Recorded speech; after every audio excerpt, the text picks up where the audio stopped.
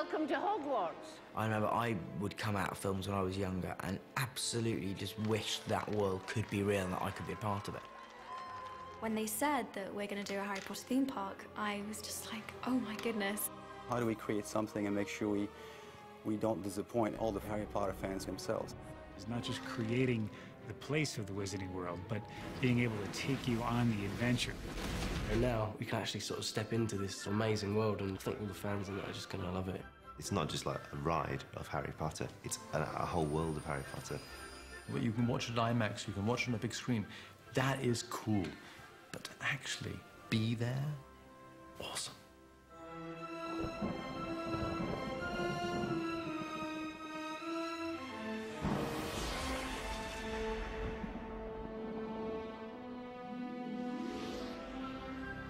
Universal Orlando would like to invite you to the world you've always dreamed about.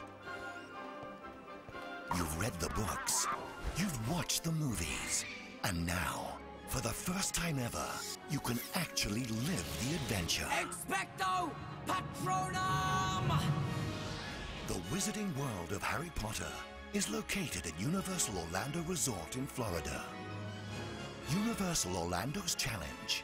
Take the tales and characters of author J.K. Rowling, whose books have sold more than 400 million copies and spawned some of the highest-grossing films of all time, and recreate that world in a theme park.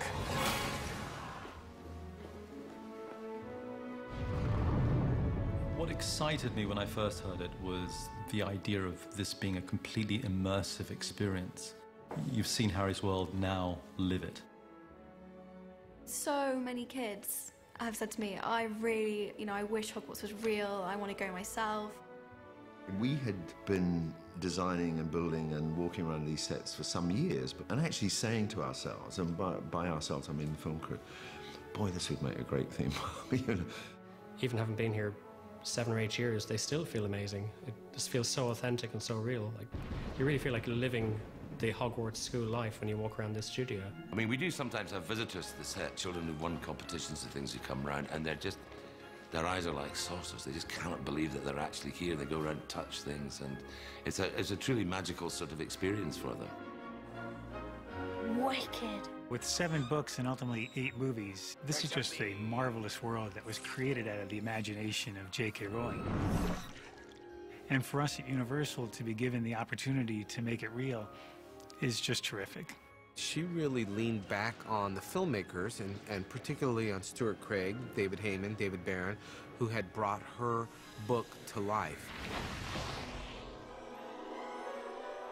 We're building an entire world of Harry Potter, the Wizarding World of Harry Potter at Universal Orlando, and it's really important for us to follow the authenticity of the brand and the property. I'm just so overwhelmed by how keen everyone within the project is to make it as real, as lifelike, as authentic as they possibly can. If it were not going to be an authentic representation, we wouldn't have been really very interested in collaborating as filmmakers, because it lets down the world that we've created that was in turn originally created by Joe in the books. And the fact that Stuart Craig is able to design the sets, it's a bit like designing the complete set of Hogsmeade, which he's never been able to do for the film because we've never had enough room to build it in its entirety. So he finally gets to do what he's had in the back of his mind, for a long time.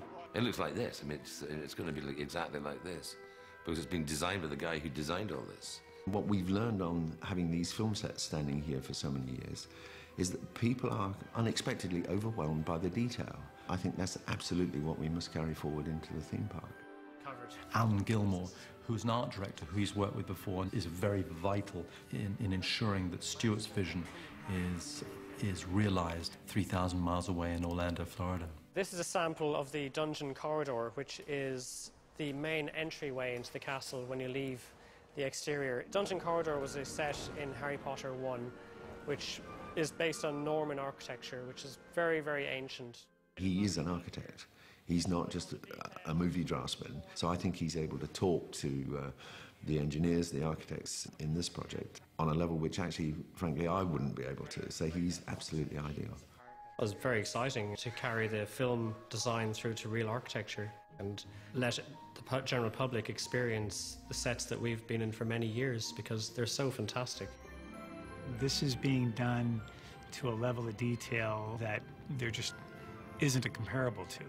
I think there is nothing else like it in the world, and it's gonna totally blow kids away.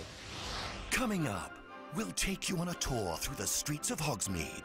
Then later, we'll step inside the walls of Hogwarts Castle. Put that light out! Sorry. All those moving portraits are the thing I'm very, very excited about, because I do think it's just going to be wonderful to see people's faces when a portrait suddenly starts talking to them.